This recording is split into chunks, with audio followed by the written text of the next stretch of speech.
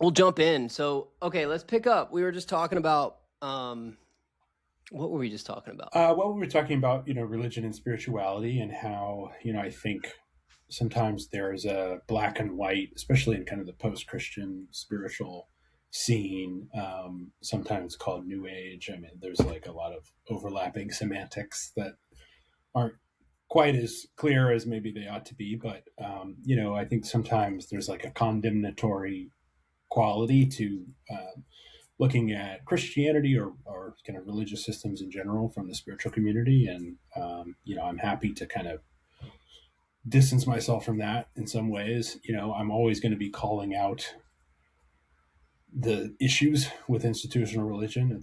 That is a big part of my work in terms of calling out overemphasis on greed, power, control, hypocrisy. I think at worst, abuse Yeah. that comes from religious institutions. But there's also there is a lot of value that comes from the exoteric as well, as a mystic on the esoteric side, kind of unaffiliated.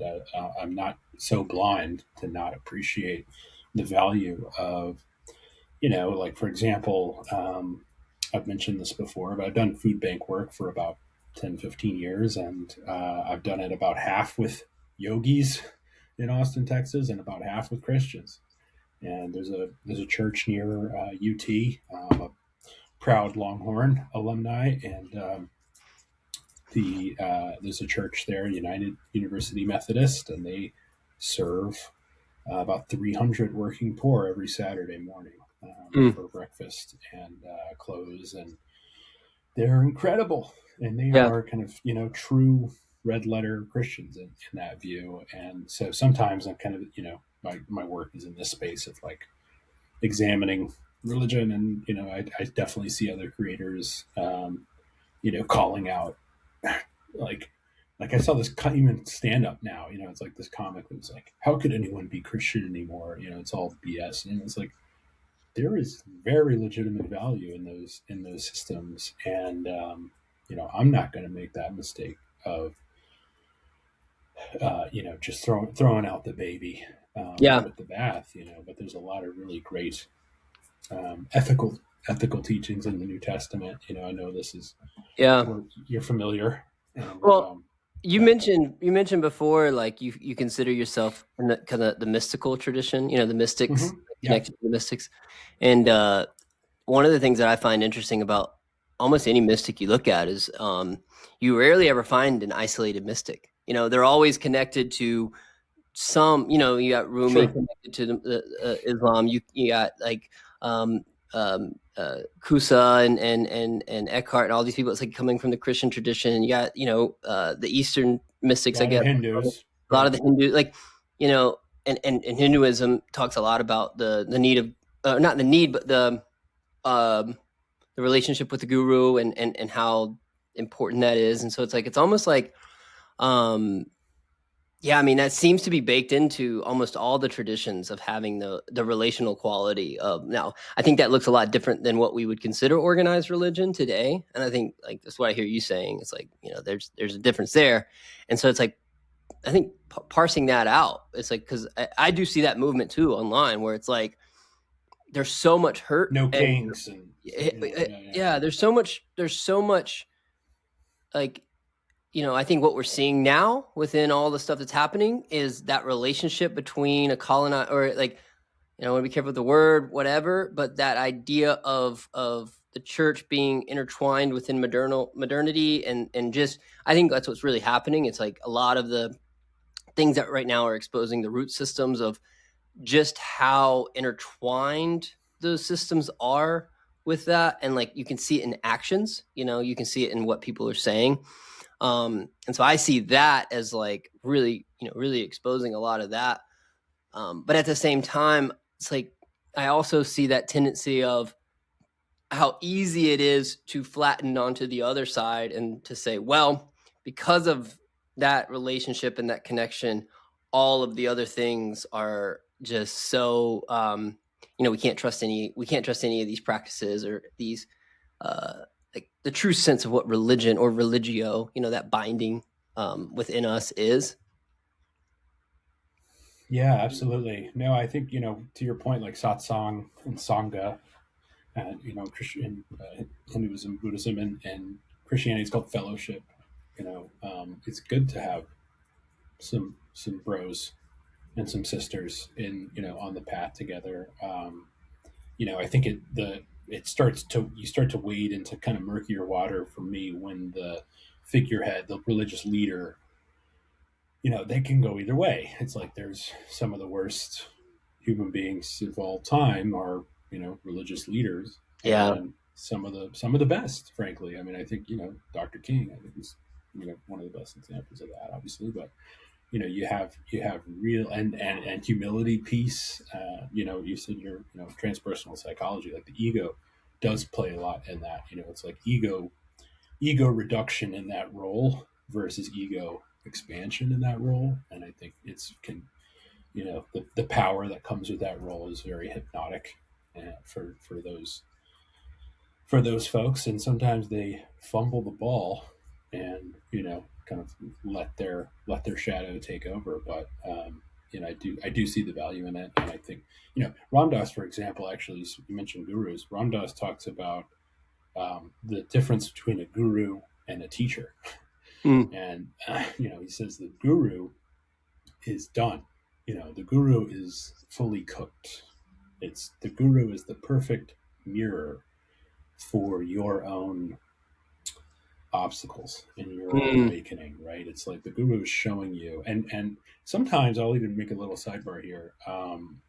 There's a great story which I haven't made a reel yet about it, but I've it's one of those where I've been intending to for 5 or 6 months. Yeah. I'm obsessed with a lot of mystic teachers through or gurus and saints and so on. Ramakrishna is way up there for me. Hmm. Huge fan of him. And Ramakrishna and His Disciples by Christopher Isherwood is like a desert island book for me. It's stunning. And, there's a million stories about him, but one of the stories was about how he had a student who kind of, when he was gaining, some fame and notoriety in that period near Calcutta, Dakshinaswar, in the middle 1800s, um, there was a student on a ferry who heard people talking about Ramakrishna, and they were kind of not sure about him and kind of talking smack about him.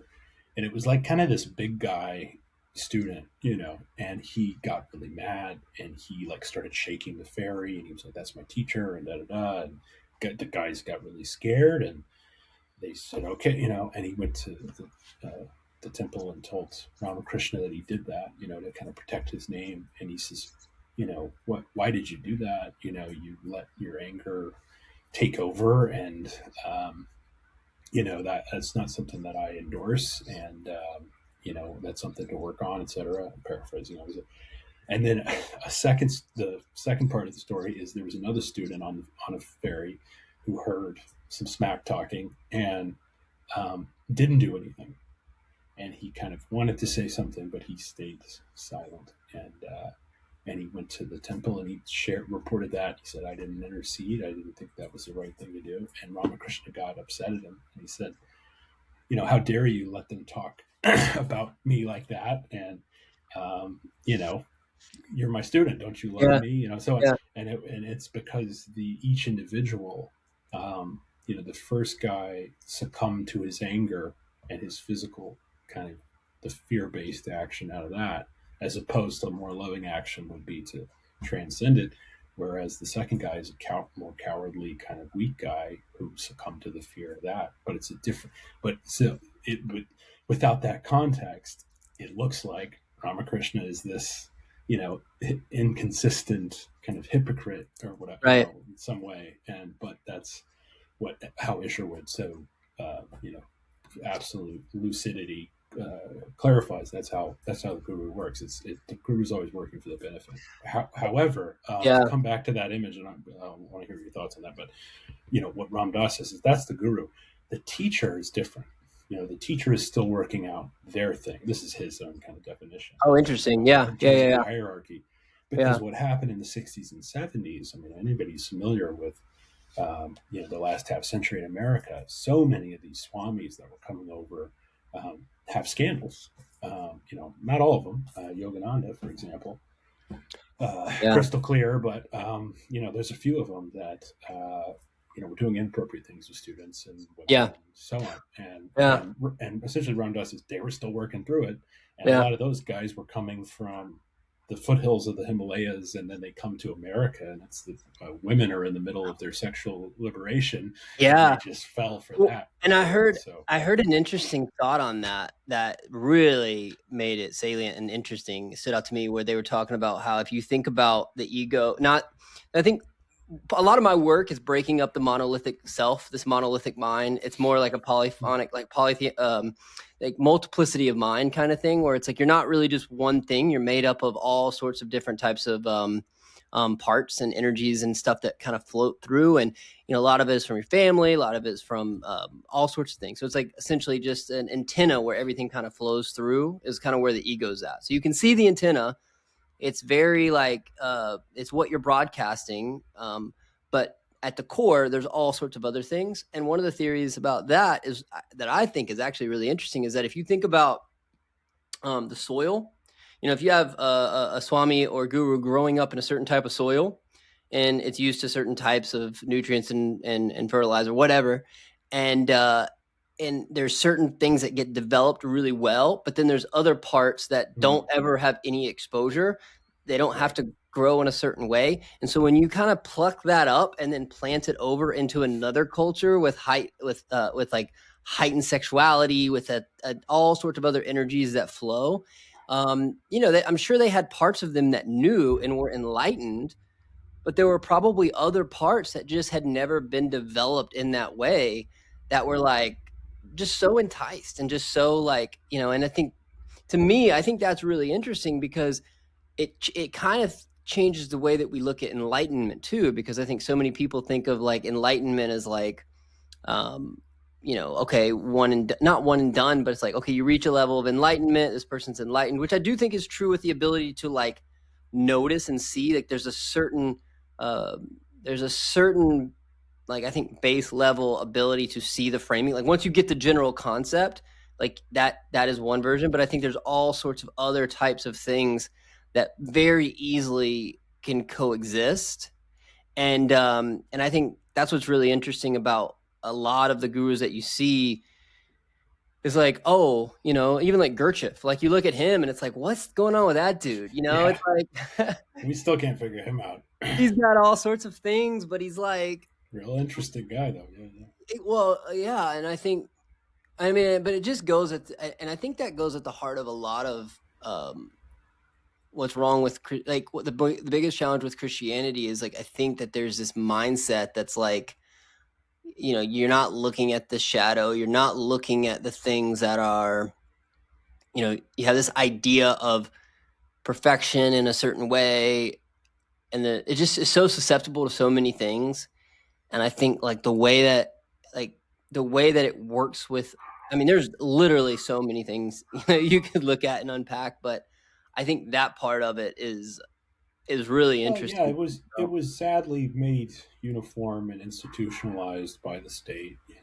A few centuries after the death of the master, and happy to go into that area because I have such a deep admiration and love for the Nazarene. I think he's one of the heights of humanity. I think he was enlightened. Yogananda considers Jesus an avatar.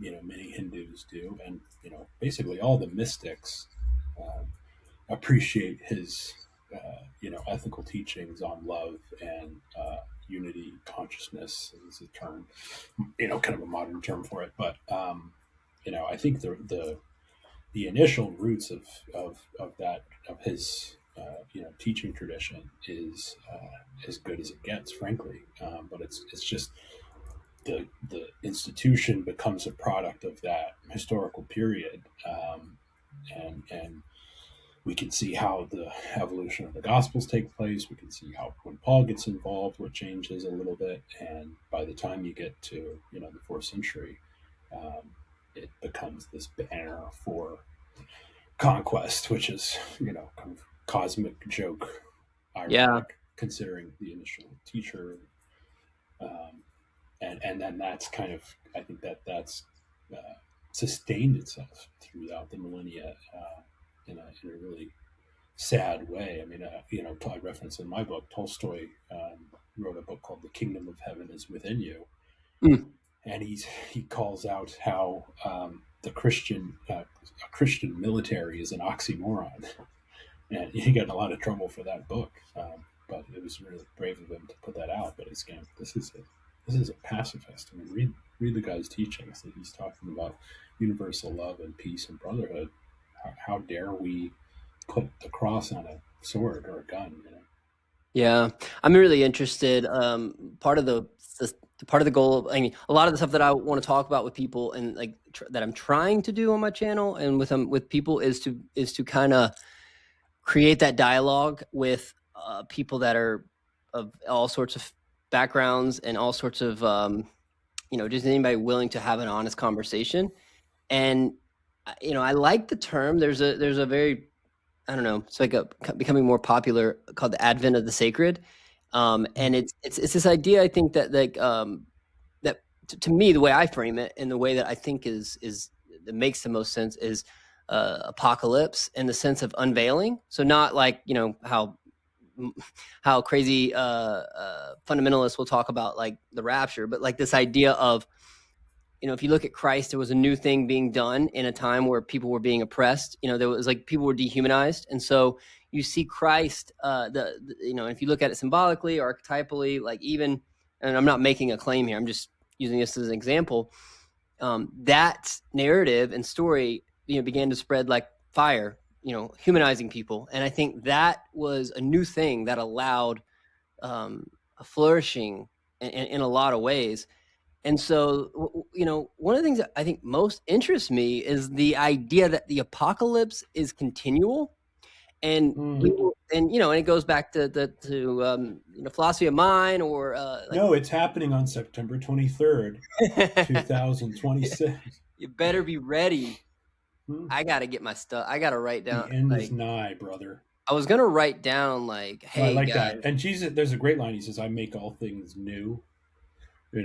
Which to me sounds exactly like Ramana Maharshi. That's what lights me up is when you look into these master sayings. And by the way, it's women and men. Let's be really clear. There's dozens and hundreds of women too. So that right there too. That's what Jung talked about. I mean, this idea that like the Christianity that we've had, like, okay, yeah, like let's go ahead and box this guy into this thing. Yeah. Well, okay. Yes. And like, let's say like a lot of good things happen. Okay. We're seeing the weaknesses of what didn't happen, and I think what I really appreciate about Jung's relationship with Christianity, the way that he talked about it, was really highlighting the shadow of what is missing. And, you talk about the feminine, you talk about the relationship with evil. Like Christians have a really, like, if you're a Christian and you really start thinking about evil, it's in like in the theology you're holding, you realize how many, like how much mental gymnastics you're having to do to hold on to what you're holding to, as opposed to like the Vedic tradition or the Hindu tradition, or, even like some of these other traditions that really kind of have, they don't, or the animistic, come out and address it. Yeah. Yeah. And they have it built into the cosmology. Like it's very much there. And so like, I heard something yesterday that was like, I think it was Bernard Kastrup, and he was talking about if Christianity is going to survive, like, and he was referencing Answer to Job, which was Jung's most controversial book about the Bible, most heretical book, I guess you'd say. But I find that the Red Book. Yeah, way more. Well, because the Red Book was just him experiencing stuff. It was like, okay, we can get that. Basilides. But when you're saying God has a dark side, it's like, what, and so I don't know. I mean, let's get Gnostic with it. Yeah. I mean, and I think that there's a thing that's like really powerful about this idea of allowing the revolution. When I say like the turning of what's supposed to happen, to where those things can come back into kind of an alignment. And so when I look at this and I look at like, the Eastern traditions and the mystical traditions and stuff that you're saying, it's almost like I don't personally believe that we could just that as a society, especially in the West or in America, that we're going to ever be able to like jump off of this into this other place. I think that it's going to have to evolve and revolve out of what we're currently in the relationship. Like the mainstream dominant Christianity that we have is going to have to go through an apocalypse, and I think that will look like the incorporation of understanding these mystical traditions, understanding the feminine, understanding evil, like really creating, not just the Trinity, but the quaternity. And like, but I think that comes with, I guess, a dialogue and partnership with people within the religious institutions that are willing to have the conversation. Like, that's the way I look at it. Absolutely. Completely agree. And really well put. I've talked to a lot of Christians and ex-Christians over the years. My account used to be called at Original Sin is a Lie before I changed it to my name a couple of years ago. And it was. You have a great name, by the way. Bob Peck is awesome. Like, there's something powerful. Bob, I'm just like, I didn't. Funny. When I first saw it, I was like, this dude, like, he's got my attention. Just the name alone. Oh, that's funny. I have stumbled into appreciating it. These two Neanderthal grunts. It's great. It's awesome. A couple of syllables. How just sticks. Thank you. I'm the fourth, so I'm carrying up the lineage of a bunch of Bobs. Bunch of Bob Pecks. And the fifth Bob Peck is running around. He's in school right now. Anyway. Oh, nice. Thank you. But yeah, that's just this body, Trey. It's not me. Anyway, we'll get there. No, what I was going to say is, I've talked to, kind of the book coming out, and a lot of my stuff initially was all about kind of love Jesus, not crazy about aspects of Christianity, a little bit of the hyperbole of social media and kind of the reductive nature of a 60-second video.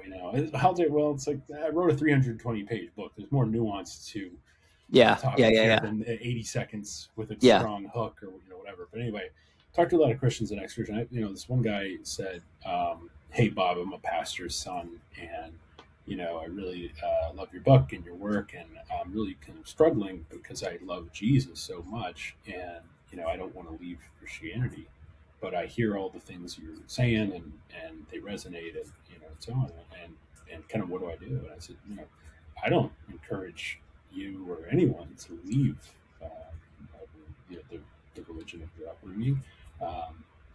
If I were you, I would just dig really hard into Jesus, like really get in a close proximity to him, in a sincere way, and also, I'd say secondarily, the great contemplatives of Christianity, because Saint Francis, Saint Teresa of Avila, Saint John of the Cross, Meister Eckhart, Joan of Arc, Hildegard of Bingen. I mean, the list goes on. There's some of the Christian contemplatives are as high as anybody to me as well. And so, really, if Christianity's what you're rocking with, then really get established in the sincere divine beauty and value in that tradition, because frankly, we need you. And that's kind of what I said to him. I said, I'm outside of the tradition. It's not for me. But I recognize its value and its transformation. It's transformational for people, and that's something that's undeniable, even outside of it. And so, we need all the help we can get, brother. Hang in there, will you? Well, and the way I look at it is also, I'll compare it to this. So I heard this stat that Walmart has a higher, has more like trucks than the government. Like, if something shut down, the Walmart transitory like mapping logistics or whatever. They're more efficient and more mapped out and more all over the place than even like anything else that we have. Like the Postal Service. 100%. And so the thing I always think about, Mad Max Walton edition. Yeah, I mean that would be, they would have to step in if something happened. But the way I look at it is that there's so many churches, like, established churches, Right. like whatever their beliefs, like Those just systems. there's systems that are in there, and anywhere you go, it's like there is a built-in mechanism of community within churches, whether you like it or not. That's there. And the way I look Which at it, people lament leaving yes, upon that's one of the the biggest struggles. departure of. Anybody that's in, like, that guy, his whole thing is it's like, well, that's my Everybody life, is my like, community, that's yeah, everything, and that's all of our right, problems. And I think, yeah, the way I look at it is, in the past, and I think this is why I break from the New Age movement, because it's like it's like, okay, we're going to create our own thing, and we're going to, I can't put it into one category. Obviously, it's a lot. Everybody's going to have a different thing. So it would be unfair to say that, but I just look at it as like, I'm far more interested in trying to just continue dialogue with certain things and let things kind of unfold and let the language be immersed, and like taking that built in. Now, again, some of it is just so, the where those trucks are going, and it's like, it's not even like salvageable. But I do think there is a lot of things like within that model and within the way that things get orchestrated there, that does have a lot sure. of power and does have a lot of necessity. And so I Look just at the think, early Christians. yeah, Look at the first century Christians. I mean, they're a stunning example of community and solidarity and charity. I mean, they essentially invented charity, Trey. I'm sure you know that, but well, they were the only one doing medical. They were the only one like taking care of people, like people that were taking care of dying. It was like, orphans wait a and minute, women. these people Yeah, are just dying. Like, we can't just let people die on the streets. Like, we got to do something. And I can't remember the line. I'm sorry, I'm paraphrasing, but there's a line. It was like some Roman provincial governor or something. It's one of the earliest references to like Christian, and it says, he basically says, like, despite our distaste for this new religion, this new group, they take care of our citizens better than we do. It's like a funny kind of. He's like, I got to admit, I don't like them, and they, we need to do something about them, but they are really helpful. And yeah, yeah, it's really, it's a profound thing. And why is that? Because they listened to the guy who is explicit about service to other people, and through service to others, you're serving him. You're not serving the guy. yeah, You're serving what he's connected to, which is yeah. other things. Yeah. And that language too. I mean, I have I've had some good conversations. There's a guy named Paul Vanderklay, and he's got a thing. I don't know if you've heard of him or interacted with any of his stuff. It's he's connected to one of the guys that I really look up to. He's a cognitive scientist named John Vervaeke, and Vervaeke is I think pretty much a Buddhist, I guess, but he's practices Vedanta and like but anyway, Vanderklay has a thing called This Corner of the Internet, and it's a lot of Christians, a lot of Orthodox people or former Christians, or all different types, really. No real fundamentalists, because they're pretty open for the most part. Like, I've interacted with that community some, and it's been really fun to get to know. Some of them are still very like, they're jumping in the comments, ready to just tell you how dumb you are and how much you just don't know, and it's like, okay, sure, like, but I've it also seen those comments. Yes, I bet you have. I know Some of them have been addressed to me, Trey. Yeah, well, when you write a book called "Original Sin Is a Lie," then if you can't stand the heat, brother, yeah, like, you better know what you're signing up for. fair. So yeah, it doesn't bother me, but I do find it interesting, and I have enjoyed getting to talk to people that are like still in the faith, that are like just fully ready to have these types of conversations. And I'm with you, man. Like, I told Paul this. I had a dream that I was like in the conclave, like I was one of the cardinals, like ready to go. Funny. Yeah, I was like fully there. I was like ready. I was like, all right, I'll do it. Voting. As I'm going to do it, the roof of the building just rips off, and I hear the voice of God, essentially, and he's just like, thank you for being willing to do this and commit to this thing, but I need you outside. I need you somewhere else. And he kind of like pulled me out of the church and put me somewhere else. And that's been a lot of my experience, because I've been a part of the church, and we were doing social work, and I was like, okay, I'm here, but the playground felt small. I think me and you are so similar in that sense of like that mystical drive to like always be exploring and asking questions and looking at different things. It wasn't just hurt, or wasn't just like, and it wasn't just woo. It wasn't like, oh, I love the mystical stuff. It was like, no, like a deep yearnings and questions and experiences that don't fit within this small sandbox. Yeah. And so then and that's what all mystics, I think, And that's scary inevitably. to the Yeah, well, system. and Yeah. it's much easier to say like, oh no, like you're just whatever. But anyway, I've always looked at it, and I think you probably might resonate with this, where it's like, I think the church. I mean, it's hard to say, like it's a lot of different things. If you don't have those people, if you don't have the hermits on the hill, if you don't have the outsiders, if you don't have the prophets, which people, the way the church uses prophets, it's like people that predict the future. It's like, no, that's not a prophet, man. The prophets were the ones that were like being like, this shit is weird. Stop doing this. This is wrong. Like they're the ones Correct. like looking at it, being like, Yeah. the hell are you guys doing? Mm-hmm. What are we doing? So I think of it as that, where it's like, it's not people that, at least this is how I personally view it. I don't leave because I'm mad at you, or because I'm hurt, or because I'm, it's like whatever. I leave because it's like, that's the daemon, man. Like it's calling me to do this, and I've got to listen, and I got to go there. And so it's like, and I think for me, I've just been desperate to like really create as many bridges and say like, I'm not like, I want to talk, I want to make bridge. I want to talk to pastors. I want to talk to churches. I want to talk to anybody. And that fine line between, it's like being sensitive, but also saying, it's like, hey, like prophets said what they said. They didn't sugarcoat stuff.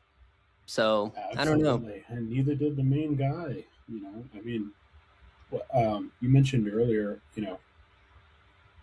I had this reminded me that a professor I had at UT one time said the reason we're talking about Jesus still is not because he died on the cross for the supposed salvation of all souls.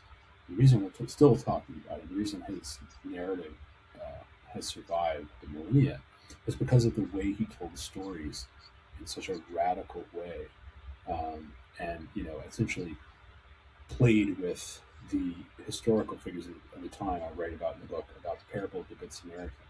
And it is explosive, and it's a shame. I think the contemporary culture uh, is considers it kind of this mild mannered title. It's a name of hospitals and charitable entities and things like that. The Good Samaritan. But if you read the story, which I'll just paraphrase for the sake of this argument, which is, essentially, a man is injured on the side of the road. The religious leader, the ancient Jewish leader, uh, the priest, walks by and instead of helping him, crosses the road and continues on. That's the religion Jesus is within. And the same with the Levite, the kind of the priest assistant, does the same thing. Well, in the Old Testament law was that touching up, it was a lot around cleanliness, especially in ancient cultures.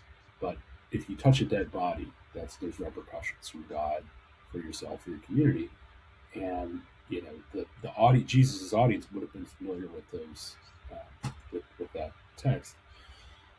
And the Samaritan comes, who does not follow their religion. In fact, the Samaritans were actually at war. The ancient Jews, a couple of centuries prior, they were neighbors, and they had not a great relationship with the Jews.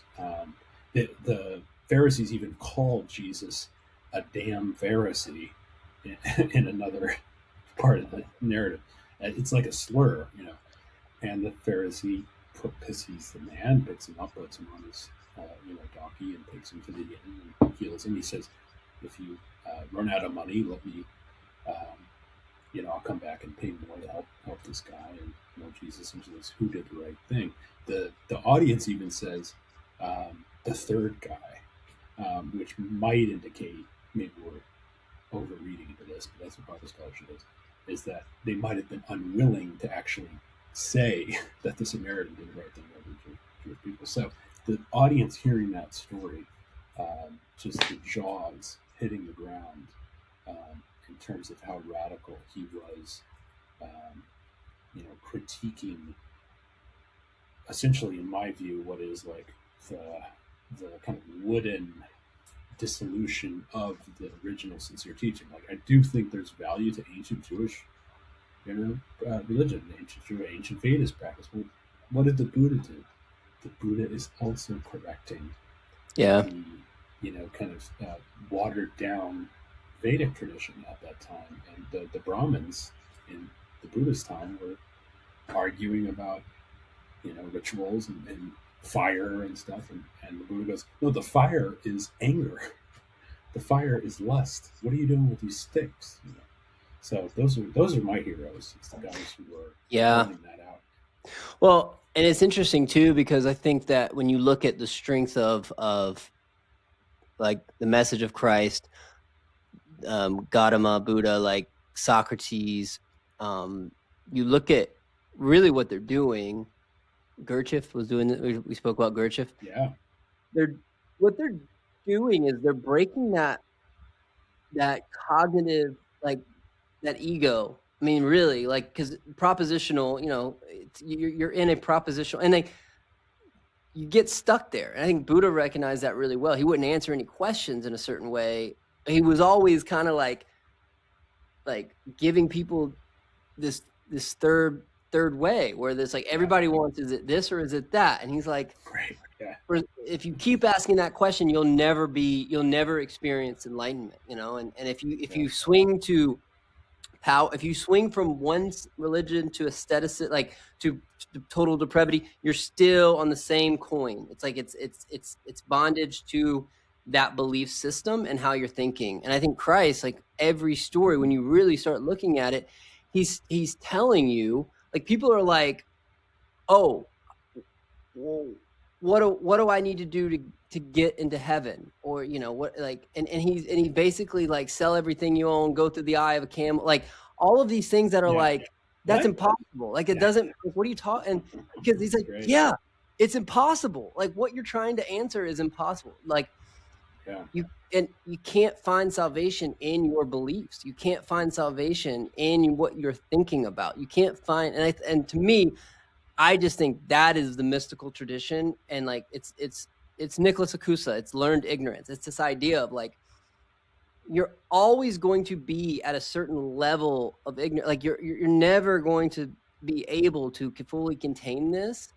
And eventually you have to accept that and let it's the balance of the opposites, where it's like, okay, instead of trying to be in both, understand that it's pushing you there. And I just sense that that's one of the biggest things within the modern day Western sensibility, is that propositional tyranny, because it's like we're just taught, like, the whole project has been about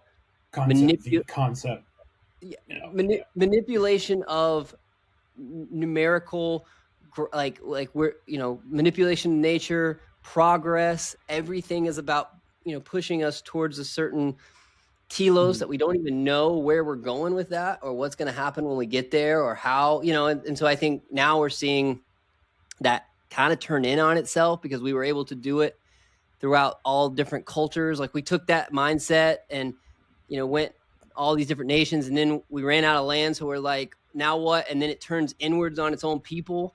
And now, it's like, so you're seeing it devour itself, and it's like, true. And then the church is just doubling down, where it's like, okay, we need to just do this more. And you're like, no, like, but I'm hopeful in that sense, because it's like, maybe that's what's needed to show, essentially, like, okay, this is really exposing what's there. Is a great word. Yeah, absolutely. Yeah, it is. It can't sustain itself at this rate. Yeah, I think, and two, kind of what you're talking about to me sounds like, within mystic philosophy, not necessarily all mystics are non-dual, but non-dual philosophy and mystic philosophy, there's a lot of overlap, and many world mystics, I'd say, including Jesus, essentially talk about non-duality in a way which is impossible, by the way. But here, let's try. the Tao that can be named is not the Tao, right? Right. Yep. You know, essentially non-duality to me um, is so useful in understanding what you're talking about, because essentially what it says is form in its entirety is actually illusory or doesn't exist in a sense. And I know that that is challenging for a lot of people to hear or kind of grok with initially, but essentially the breakdown is that it's not in form, it's not in concepts, it's not in material, it's not in matter. So where is it? So there's this transcendental capital T, capital R reality that is kind of underneath, throughout, and above all creation, and that's the real thing. Whereas all of this stuff is this kind of, Hinduism, obviously they call it Maya, or Leela is the divine play, the light Yeah. side of it. But the illusion or the cosmic joke, or the kind of, there's this playfulness to it. We're kind of caught in it. Yeah. It has a fly trap like quality to external sensual material, and it seems like all the mystics is saying, no, your heart, who you truly are, when your mind and your heart are united, when you're in your soul and you're in all these things, start to become free of it, and you can break the veil, to use that terminology, or cut through the veil, and that is what we're trying to do, as opposed to kind of trying to make it fit. And I think, to your point about asceticism not being it, and state stuff not, Ramana Maharshi, for example, who was one of the most famous modern era non-dual teachers. He's kind of the stereotypical Swami on top of the hill. He never encouraged anyone to leave their family and go off and meditate in the hills. There's this misconception that, oh, if it's all for naught, then why don't I just go off and end up in a cave and so on. And what that does is it makes the unreal real.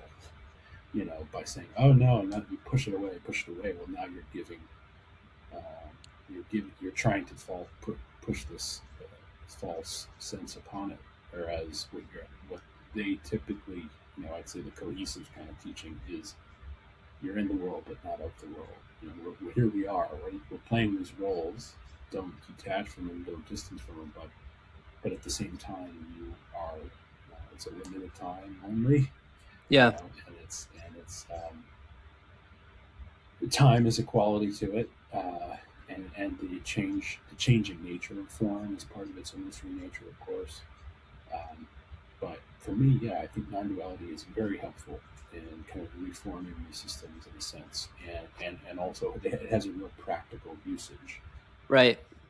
Well, in that vein, I'm curious, what have you found has been one of the most useful, as far as your spiritual journey has gone, has been the most useful practice or insight, or the thing that's allowed you to really, I don't know, kind of anchor certain things in? Because it's like, the world is combinatorially explosive. I mean, there's just so much, and I think anchoring and being able to tune in on where our actual psyche's at and what's happening in the world of just anything, and we have access to anything and everything, and I think that can be overwhelming to so many people. And so I'm curious, with you and in your journey on this, it's like, where have you seen it anchored, or where have you seen it, or where have you felt the most anchored or the most rooted, as you that connection between the horizontal and the vertical? What's been the most helpful? A lot of drugs. No, which is okay too. I have taken a couple, but it's a kind of a boring answer for me. It's a little bit of everything. It's meditation, yoga, creativity, reading. I honestly I think reading books, even though there's this funny, playful thing with some of the mystics about them kind of criticizing the scholars who are obsessing, the pandits who are obsessing over what the text says. I think especially nowadays with the Black Mirror constantly fire hosing us with every different neuronal breakage that you can imagine every second. Reading a book actually is a useful sadhana in that it puts you in this contemplative space where you're able to absorb what the teacher is saying or what they're writing about. It's a little bit all of the above. I do have psychedelics, art. I think extremely useful tool, not for everybody, but and too much is not good, but the right amount can be really very useful, I think. For me, it also comes back to love. I think capital L love. And when you start, kind of non-duality for me sometimes is considered this like cold, conceptual, um, like it's too lofty. Kind of people get caught in the what does it really mean? So it just means like love. Capital L is a synonym for God. One is the semantics start to fall away. Yeah. To get to that place, and so all those little kind of practices for me incrementally over time just help undo it. Yeah. Well, to what you're saying, that risk, and I noticed this within any tradition, is that balance between the vertical and the horizontal, where anytime you get lost, like anytime you go too high up into the metaphysical spaces, like Stephen Batchelor, I'm having him on the podcast. He wrote a book called the Socrates and the Buddha, and Life After Buddhism. I got to get the title exactly right. I can't remember. But he starts talking about how much of the teachings got changed into these like metaphysical dogmas around incarnation and just some of these other teachings that you can't. I mean, there's a lot of it you can't really know. Totally. And I think it's very hypothetical. Right. Well, and like some of it, I'm like, I don't have with Yogananda on my wall. Yeah, I was gonna say Yogananda. I mean, and reading his work, I'm like, I don't have an issue with anything he's saying. Actually, I've had a lot of supernatural things happen in my life. Of things occur, like honestly, like I won't even say it here just because I won't. But synchronistic. I mean, to come back to 100. I mean, like metaphysically mind-bending stuff that I'm like, that just appeared out of nowhere. Like stuff that it's crazy. And so I don't have a problem believing in any of it, but I always reach a point too where I'm like, okay, so the value of this reincarnation of, okay, you found your, it's real mathy. Yeah. You went and found the boy that was the reincarnated and you pulled it. I mean, okay, now it's like, it's just hard. Cause I'm like, I don't have a problem with believing in it, but I do wonder, like at a certain point, what are these things doing within other people's psyches? Because other people hear, like they can hear stories, and then it starts to kind of spiral into a very unmoored place, which is where I think you get a lot of issues in a lot of communities with this, and I think that's why a lot of people are very maybe scared of the mystical tradition because they feel like it is too much. I think that's a misunderstanding of what mysticism is. Like it is. 100%. Yeah, there's an issue with the semantics, I think, in America too, where mysticism has this like connotation of like magical, unrational. It's really annoying to me. Yeah, it's unfortunate, and I do my best to try to help that out because mystic just means internal path, inner path without an external mediator. It's embracing the ineffable. You're just embracing the ineffable. You're accepting the ineffable into your rationale. You're being ethically, like scientifically, rationally honest. You're not falling into no potions scientism. Needed.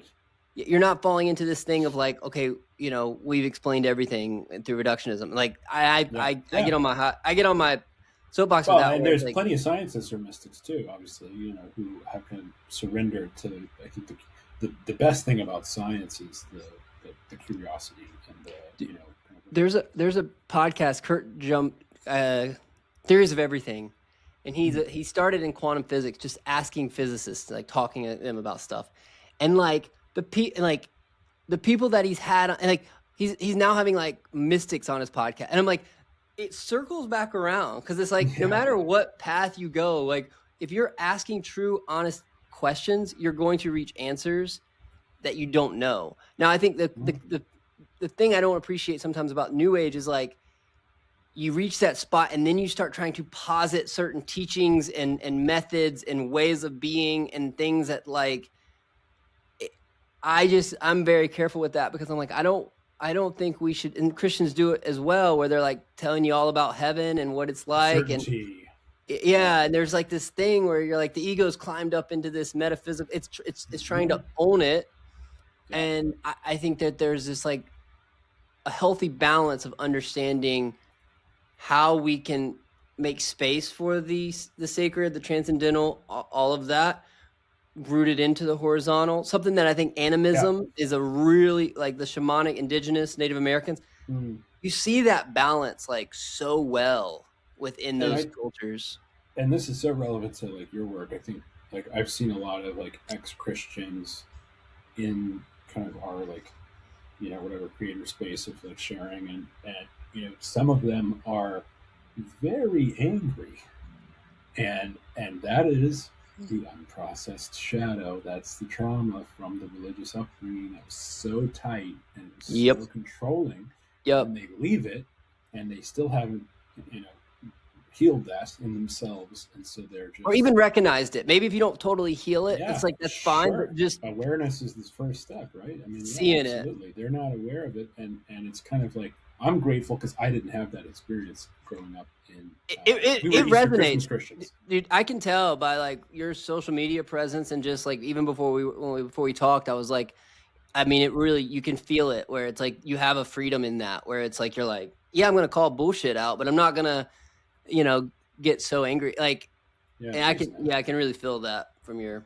I'm really grateful because I've definitely met people who have had really awful times in there, and I send them peace and love and healing and understanding. And you know, I think that it's unfortunate that, you know, kind of the atheist or agnostic community, or the New Age kind of post-Christian spiritual community, you know, gets those people, and then those movements are associated with that same. It's almost like we never left the mission.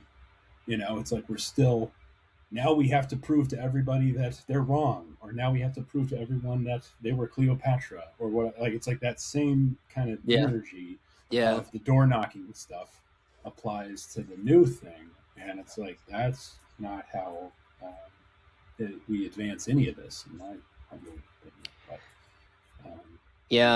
But, it's all ego reduction. Are you? I also wanted to ask you this: are you familiar with the Course in Miracles?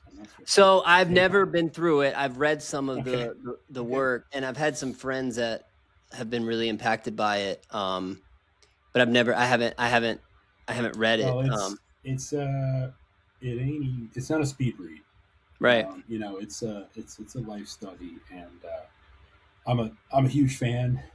It's not perfect, and it's not for everyone, but it does. Bill Thetford called it the Christian Vedanta. You know, it has Christian language and Christian semantics, but it's essentially non-dual Hinduism in some ways.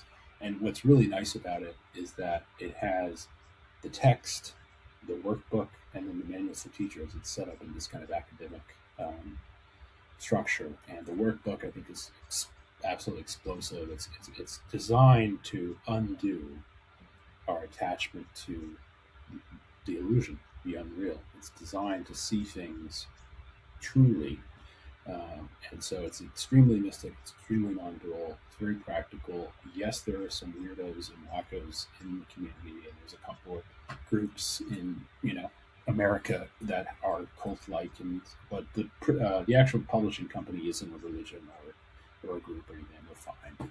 They've had some copyright disputes, but they're mostly good people in my understanding. And the reason I was going to bring them up is because what you're saying about reincarnation, I really like the answer in ACIM, in the Manual for Teachers, which I finally read. I think I've been reading a course for about 15 years. And the Manual for Teachers at the very end, and I was like, oh, no, I'm not a teacher. I still don't call myself a teacher.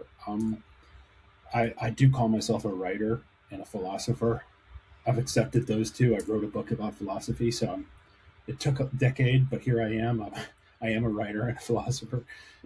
Hesitant on teacher at this point, but, you know, maybe in a decade or whatever. Anyway, Manual for Teachers, it's really strong as well. And one of the questions it says is, you know, what's to deal with reincarnation. Essentially, it's like, is reincarnation real or not? And it said the only question you should ask about reincarnation is it useful? So, is the idea of the soul inhabiting multiple incarnations in the dream, by the way, if that's useful for people to understand that they're not a body, go for it. However, if that becomes into this ego trip about who I was, and it keeps you stuck in the past and it keeps you stuck in the future, then it's not useful. I wouldn't. Right. Or if it I becomes, thought that was such yeah, a really well balanced. I've seen it become such a, It could be such a hindrance. Yeah. well, it can be like an, not an excuse, but like an explanation for actions and activities and whatnot, Yeah. where you're like, I mean, yeah, that's fine. You know, it's like if it moves you, I don't think. if it moves you forward, then that's great. But if it keeps you stuck, then Yeah, you know, I mean, frankly, it's a pretty good barometer for a lot of concepts. To be honest. Yeah. well, the way I've always Is it useful? appreciated the idea, the concept of reincarnation is that it does a really good job. And Plato talked about this. I mean, and like Socrates originally was like laying it out really clearly. He's like, look, like energy, like these things, like before and after, you know, it has to be continuous. It has to keep going and emerging. And I think that holding on to this idea of the collective, you know, it's like I think so many people view their individual life in such a way that it's like all they can imagine, you know, their sensibility towards life is the situation that they're in. You know, the idea of like, I better do this so that way I achieve this and that way I accomplish this or whatever.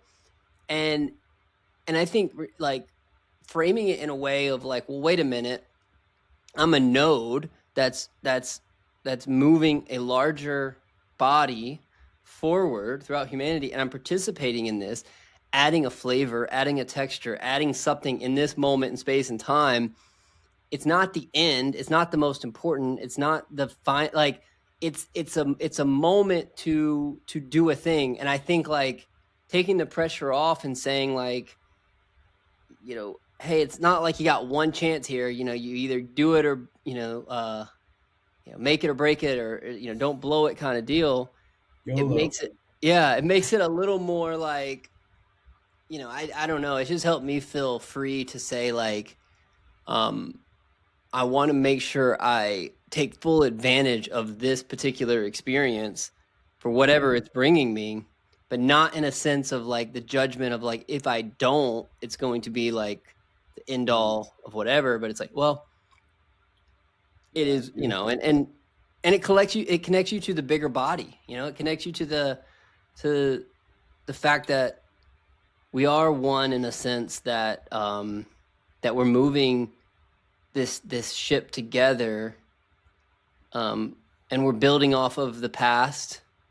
You know, we're moving from what other people have done before us, and I think that's really important to kind of remember. It's like, Yeah, absolutely. Yeah, there's a great aspect of Buddhism around like really cherishing this birth, using this birth and like understanding, again, not to be too astral here, but understanding the extreme statistical unlikelihood of being a human with level of consciousness and self-awareness, and then alongside that, having some awareness of the Dharma, or, the teaching, capital T, being able to work towards something is extremely rare in the world of sentient beings, and kind of use this birth. The Buddhists and Gautama Buddha himself, like it's a real like direct like don't f around, like this is a real opportunity that you have, and I think that is extremely valuable, and it's really in some ways oppositional to kind of the secular materialist. It's of kind of like it's all for naught, like the meat suit on the rock, like we're just billion and chances this is even happening. It was an accident and all this stuff. It's like there's a real. I think there is a real value in seeing the opportunity that we have, and without being too tight. I like how you put that. It's like it's not. it's somewhere in between. On the other end, I guess, is like the fire and brimstone of like up or down, like which way you going based on like if you open Playboy magazine, there you go, or whatever. Yeah. It's like that's not good either, but neither is it's all just whatever, man. Yeah, I'm somewhere in the middle. Like, Yeah. let's use it, but let's just undo it, and let's love Yeah. our way out of this.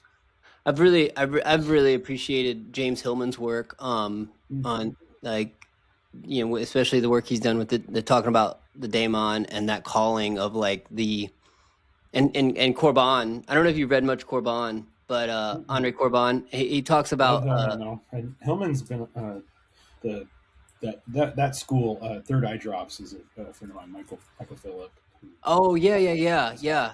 had that those guys in that school on. They're talking. I feel like he's The talking a lot Jung about. baton carriers. I feel like every episode I've seen of his lately has been it's like about aliens. Like there's so much He's in a alien. disclosure era right now. Yeah. But he's done a lot of Jung stuff. And, Yeah, because he's all over the place. some of the stuff in the past I think he was talking about Plato a lot. He had Vervaeke on one time, and Hmm. I've really appreciated some of the conversations. But yeah, I kind of like get with especially with the alien conversation. I'm like I don't have a dog in that fight. Like yeah, I'm sure Yeah. there are, and I work with archetypal spiritual eruptions within people, like as a psycho spiritual practitioner.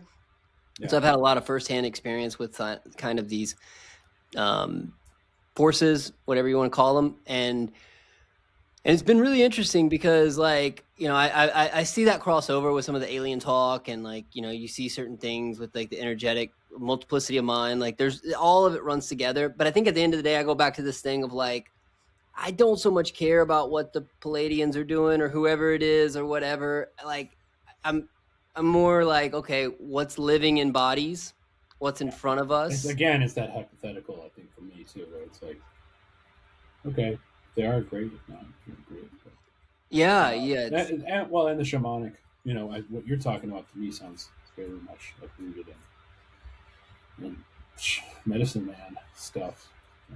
I write about it in my book, but I was lucky enough to know an Apache teacher who passed away a couple years ago, sadly. But Richard, what was his name? And he was a Chiricahua Apache who worked with energy and did healings. And he was a probation officer.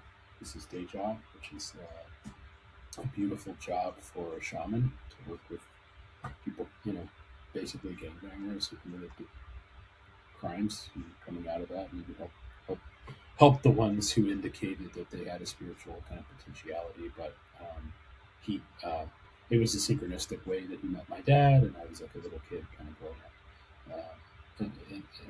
around this guy in some capacity, and he kind of validated certain spiritual outlets for me, and he was just a real beautiful human being and a real gift to our family. I called him the family doctor, and he did actually have some kind of there was some extraterrestrial quality to some of his stuff, a little bit, very very loose conceptual in terms of like the advanced beings. yeah. Even Yogananda. I mean, Yogananda. The end of Yogananda's book is Sri Teshwar appears, materializes to Yogananda in the hotel and explains how the astral realms work and the light beings, and and so there's a spirituality to that too, but yeah, it's ultimately it's like I haven't had those experiences, so I'm more my lane is kind of helping people with Christian Untangling. centering or Yeah, untangling yeah. and quoting the Buddha and Milarepa and Nisargadatta Well, so and that's I Plant of mean, the World, perennial and I philosophy. think that's really important because I think that's what it goes back to the language, and I think that like one of the biggest things that I've noticed is the sensibility of like the pre-wired grammar, like Christian grammar that's Yeah. not just whether or not a person's a Christian or not, like grammatically, like your language and your sensibilities have been shaped by Right. that. And so I find that a lot of times it gets really hard for people to adopt any type of Eastern like practice, because it's like, it's almost like, or without appropriating it in a very weird way, which I'm not against syncretism. Like, I think that like all gods are syncretic. Like, you know, Josh Schrei from the Emerald, I don't know if you ever watch his stuff, Yeah. but like he does beautiful work on this, and he's talked a lot about this.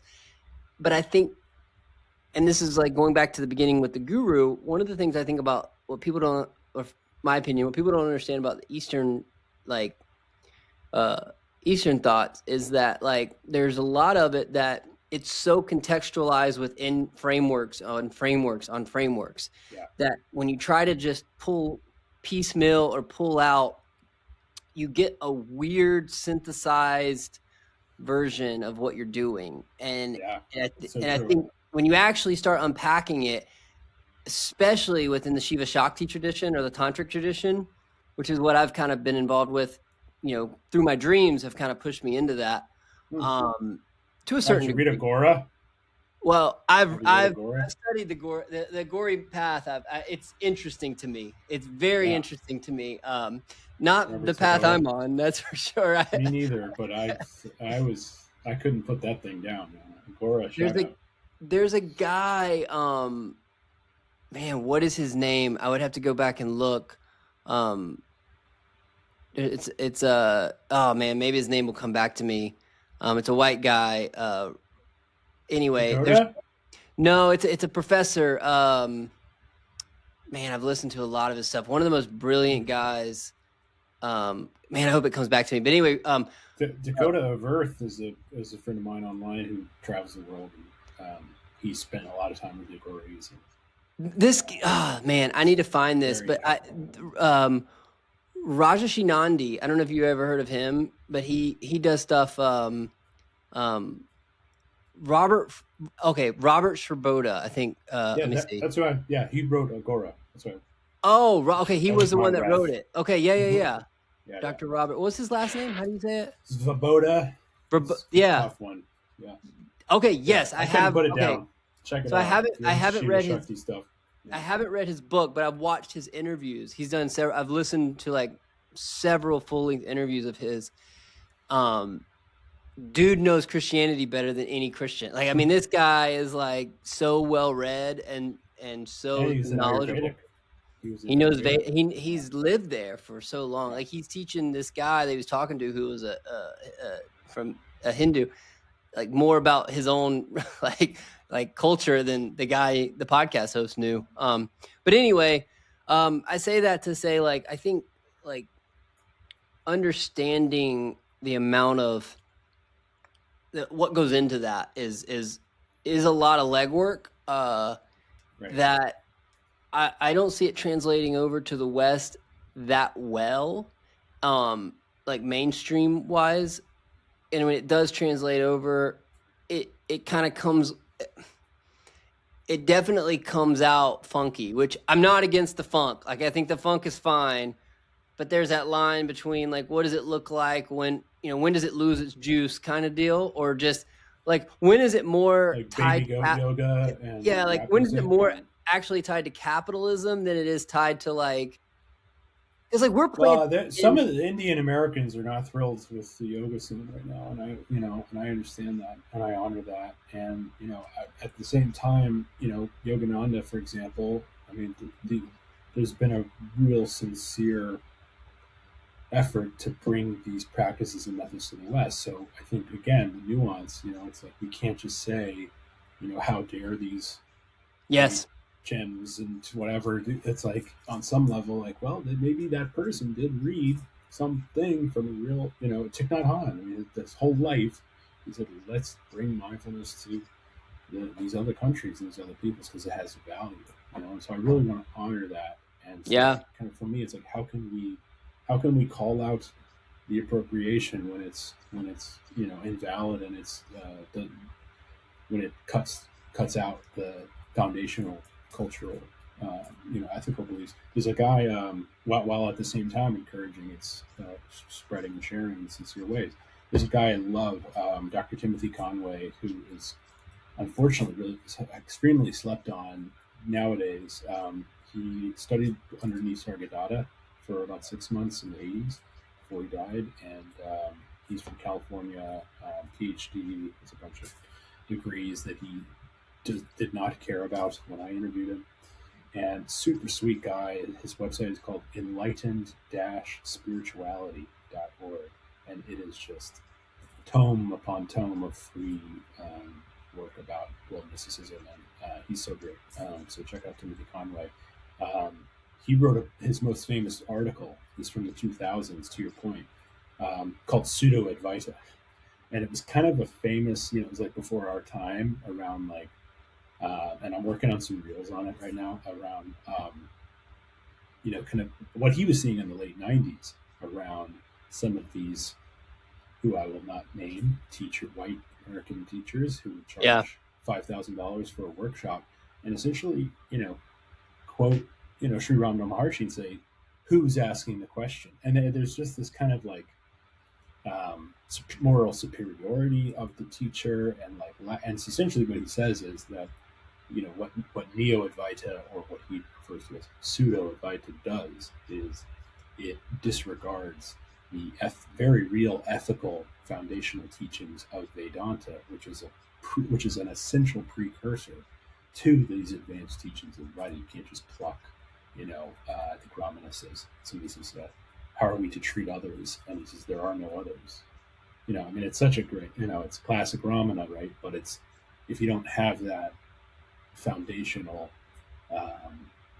understanding of like what those ethical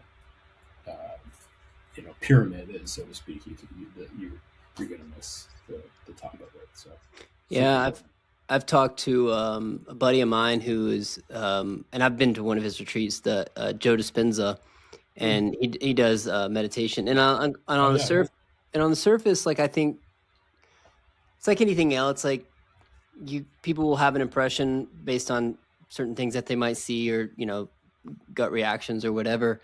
But after having dug into it, like it was a big path for me to get back in after I left organized like Christianity, and starting with meditation and having that outlet to be like, okay, here's a non-Eastern way of doing meditation that's not trying to be something that I'm not, or like, right. Like I'm not walking in and be like, okay, I'm going to start like, and it wasn't the Headspace. And so, or one of those apps. And so I was like, it was a good in between that really opened my eyes, especially when I went to the event, of seeing people having these mystical transcendental experiences and seeing that it was really rooted. Like he does a really good job of rooting it in love. I mean, you really feel it when you're there. You're like, this is great.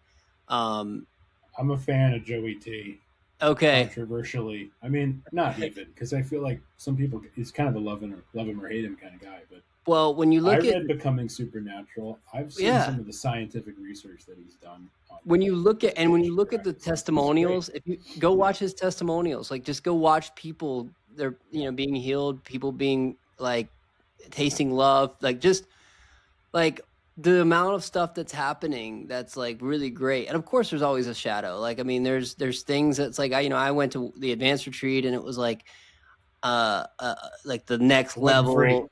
Yeah. The next level of it. And it was like still good. But what I noticed was the people that were really at that level, there was a lot of people that were very much in the higher echelons that were like, oh, evil doesn't exist if you don't think about it. Like there was a lot of that. And I started realizing, I was like, this is weird, and so and the only thing, and I've talked to my buddy about this, it's like, and I've seen people go into, like you have these experiences. And I think this is why the tantric path always has some type of guru on it, because there's like, what is your psyche ready to handle? Like, what are you able to open up? Like, if you blast off into, you go do ayahuasca and you blast off into space, like, yeah, it might be a really great experience, but then, integrating that back into whatever your system was built on, that might be challenging in certain ways. Not to scare anybody, but I think it's like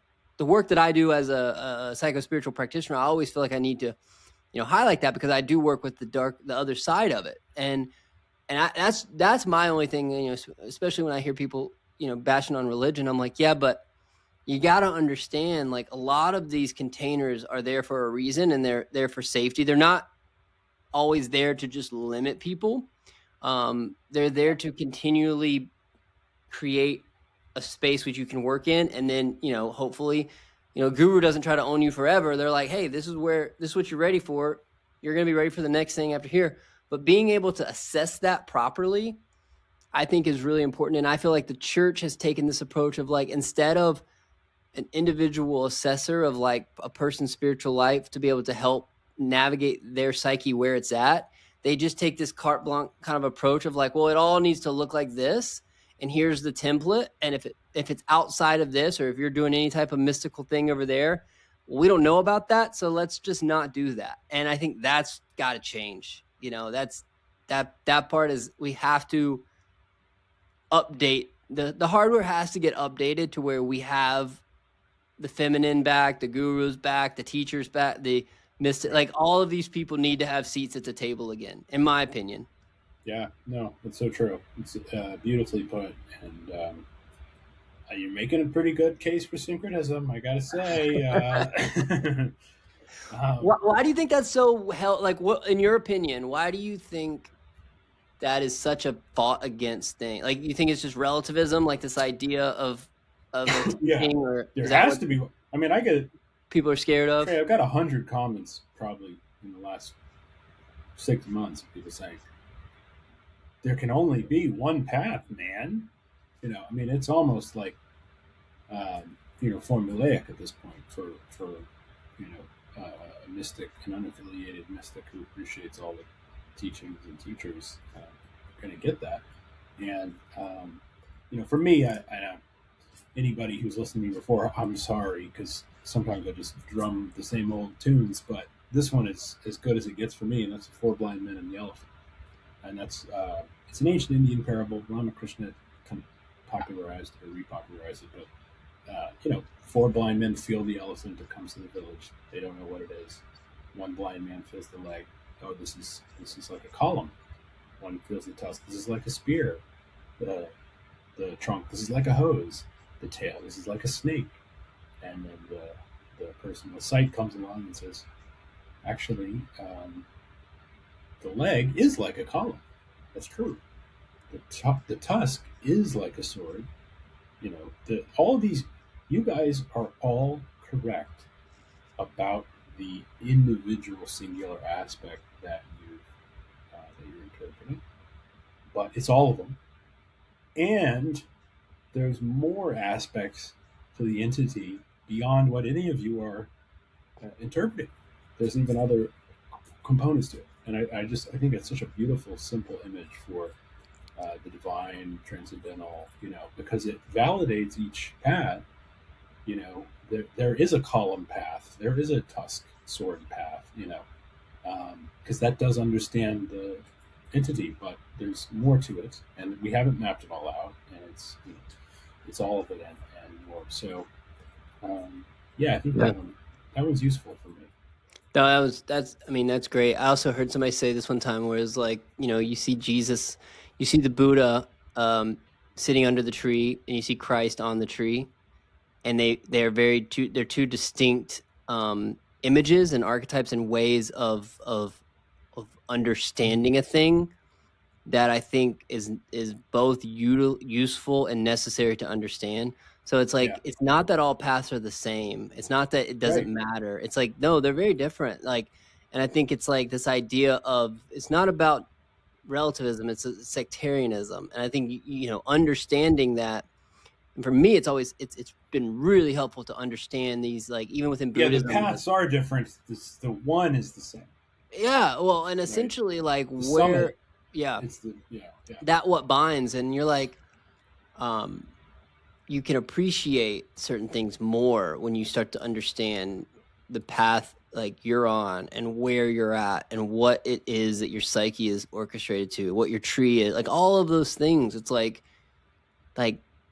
there's certain things, like, to me, there's certain representations within the Trinity that shows relational ontology in ways that no other religion that I've seen shows. Like, I don't see that. I see dual, like I see things in other religions that Christianity doesn't have.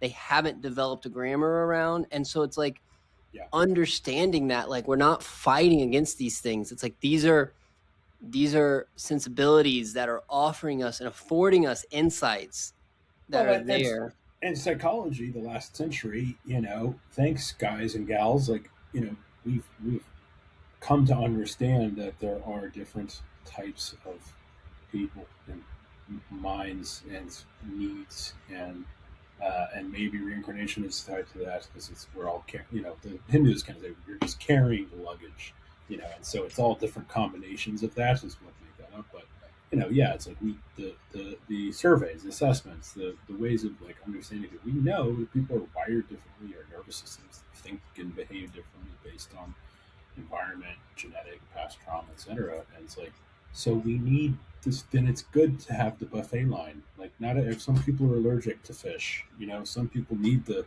hamburger or the salad or the taco, and you know, um, I'm just the billboard for the buffet line. Hmm. I'm like, it's coming up.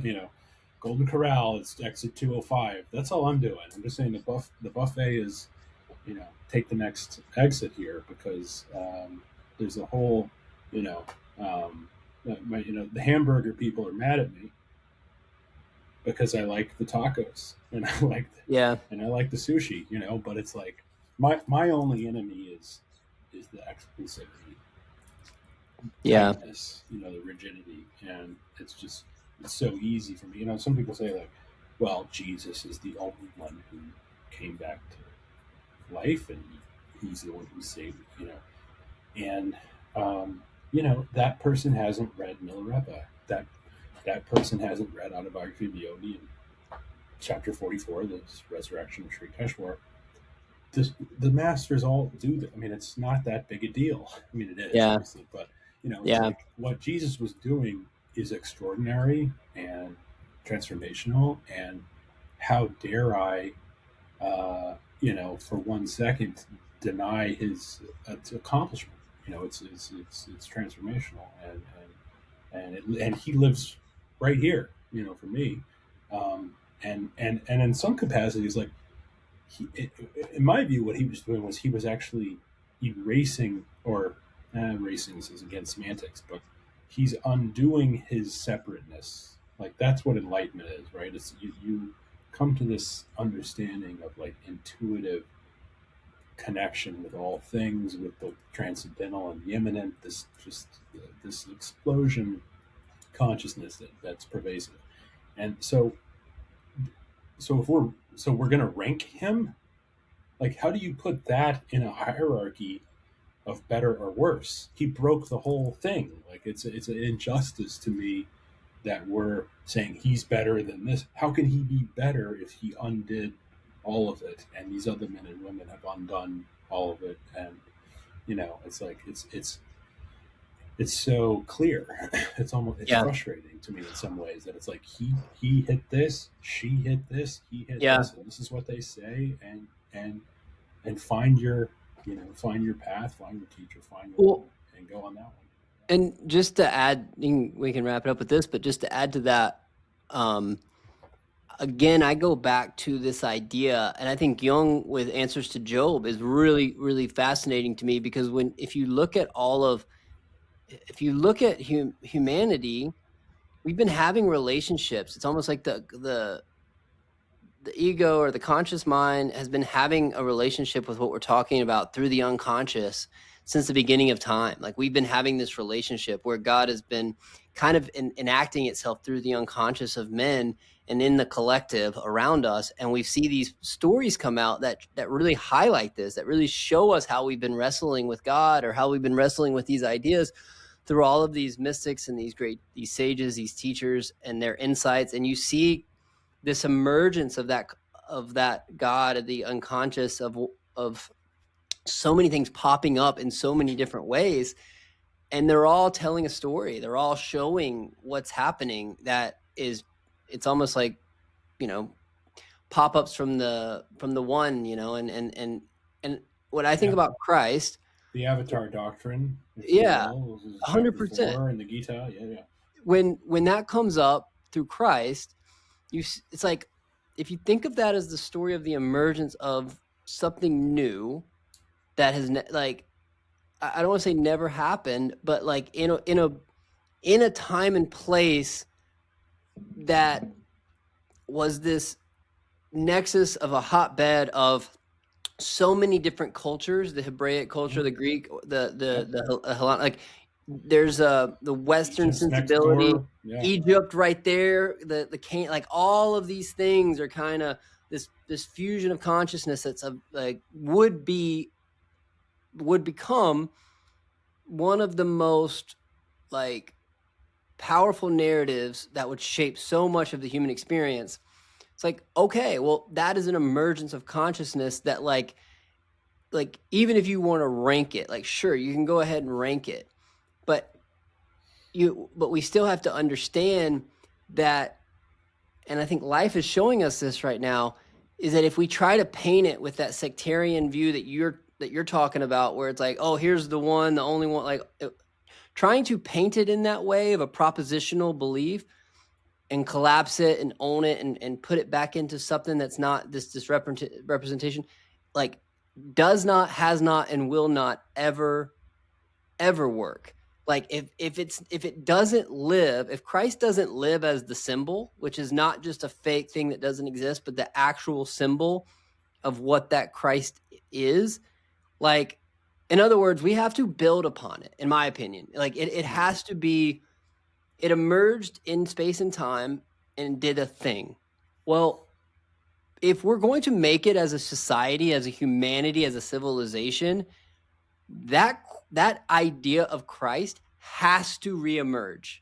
It has to come again, and it has to do it in a way that holds the opposite, that holds the feminine, that holds the evil, that has this balance of where it's become so egoic, like it's the shadow's not there. And I think, to me, I'm like, just logistically, anybody that would come into your comments or come into these comments, like, there has to be an advent of the sacred. There has to be a new thing that emerges, a new religion, a new thing that happens in order for any of us to make it. And I just think of all of this as like a fun conversation and play of like, let's talk about this. Like, let's start talking about it. Because if we start talking out and put it in the imaginations of whoever, I think that's what eventually, like, that's what changes the world. To me, like that's the I movement. can't stop talking about it, Trey. That's the problem. Yeah, I know, right? But I'm like knocking on your door. Do you have a second? Yeah, right. I'm really like, I'm holding the. What do you have? But I'm holding Life of Milarepa and Yeah, it's like Autobiography of a Yogi. They're like, what do you to learn about my Savior? They're like, what are you selling us? I'm selling you ignorance and uncertainty. Right. Yeah, I had one that was like, somebody was like, some marketing guy was like, what are you like? What's your call to action? And it was so funny because it was like that you're perfect love. Like, what are you trying to sell here? I'm trying to sell your own awareness of your inherent value. And who's your market? Who's your demo? All sentient beings, and cutting through the ignorance of our. Dude, I'm just so convinced that the message of Christ within and the message of like what you're saying of that, stop waiting for Christ to come back from the sky and start and like realizing that we are connected to that is 100% like a place we have to go. That love, that fullness, that acceptance of, and you made a reel the other day that was just about like the path of like, you get enlightened. It's like, okay, then something happens, and then this happens, and bad things, like, and then this, it's like, and you accept it, and you're like, yeah, this is it. And I think that part of like accepting the shadow, accepting just so like all of the things that are within, and like holding that, as we all do that, I can't, like, I imagine that world, and I'm like, that's an awesome place, because we're no longer like blaming the other for the issues of the world, and we're able to like hold hold it within ourselves, I guess. Yeah, it's like we got work to do, and there's nothing to do. The mystic paradox those guys really, I think they figured it out with that type of Well, language because I appreciate the fact that yeah. one of the things I do appreciate a lot, and I think that this is the video I just made where it's like there's this idea of spirituality and where it's just this spineless, detached thing, like what you're saying. And I think that's kind of the dangers of non-duality sometimes, where people are like, well, it's not this and none of this is real, it's all Maya. And I'm like, it's like, yeah, but I'm in the theurgic camp where it's like the most real is Have also you the told a most hungry person that lately? right. No, Yeah, no. you're like, well, that's not You're not useful. actually a body, man. You're Yeah, not, yeah, like it's yeah. lived out. Like we are God's sensate organ. So it's like if the pancreas is like not doing well, we should help it out, you know. And so speaking out on Well injustice and said. like that all of that is to me, I'm like that's just such a like fullness of it that I'm excited to see, because it's like being able to have the full have access to the full spectrum of life, where it's like you're able to go into any space, you know, you're able to face injustice, you're able to talk about this, you're able to help feed the poor, you're able to go into the monastery, you're able to go on to the hill, like there's no place you don't go. And I think that is another part of that shadow in a lot of spiritual traditions, where it's like, you know, people just have this idea of like, oh, okay, well, I'll go, you know, detach or bliss out, or the psychedelic renaissance, like same type of issues. It's like one trip to the other, and you're like, our spirituality needs to really be embodied in a very lived way. But you do it with the funk, man. You bring a really cool Thanks, man. vibe. So I just want to say I appreciate you, and I appreciate, like, you know, just what you post and how you approach it, man, and just like the creativity, the art, the funness of it, and is, I think that's like, I want to see more of that in the world. So thanks for bringing that, Thanks so serving much, that man. I up. appreciate that. Yeah, I immediately connected with your work, and I was like, yes, let's chat. And you were like, let's chat longer. I was like, absolutely, I'll be there. And yeah, there's a Ram Dass quote. I think it's from the Tao, where he says like, there's a quote. I think it's from Lao Tzu, where he says, "He who knows does not speak. He who speaks does not know." And I think about that every time before I'm about to go give a lecture. You know, it's like there has to be this lightness to this whole game, Yeah, and that's I, been really useful for me. So I like the phrase. This is my, like, you are now listening to my current level of ignorance. Please, right, exactly, please enjoy. and Uh, enjoy. And I'm sorry. we'll get there together, but like, Right. but there's no other way, you know. You can't, it's like we can't find this, and you can't find who you are without messing up, but realizing that you can adjust. And so I think that's the most important part. It's like don't be afraid to say what you want to say. Anybody listening, like, don't be afraid to say what you want to say, but also say it with that reality that it's okay if somebody says you're stupid. And like, you know, I've accepted that, where it's like, you know, I used to get so upset. I'm like, oh no, like they're gonna think, like, you know, blah blah blah. And then now it's like, yeah, I mean, if it's true, it's true. Then I'll learn. You know, that's fine. Like, but if it's not true, I don't care. Like, so that's I think the thing for any influencers or anybody that's in these spaces, it's like saying what you got to say boldly, but then also just having the courage to not ever feel like you have to lock in or double down or, you know, defend yourself. Like, it's like truth will defend itself, you know, like at the end of the day. So Absolutely, it doesn't need to be. Yeah, exactly. Yeah, we're here. Terrence Yeah, if McKenna, dude. anybody has any negative comments and wants to need some support, reach out to me because Yeah. I'm experienced.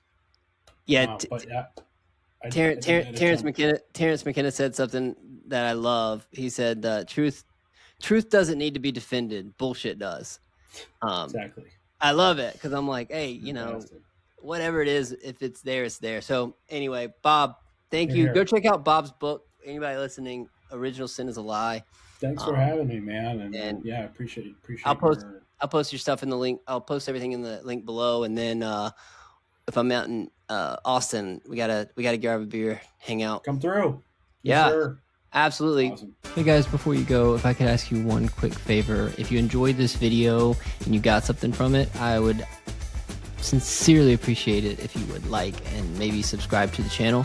Every bit of engagement helps. And in the meantime, if you're curious to check out more content like this, maybe check out this video or that video. Yeah, that's a good one. And don't forget to subscribe.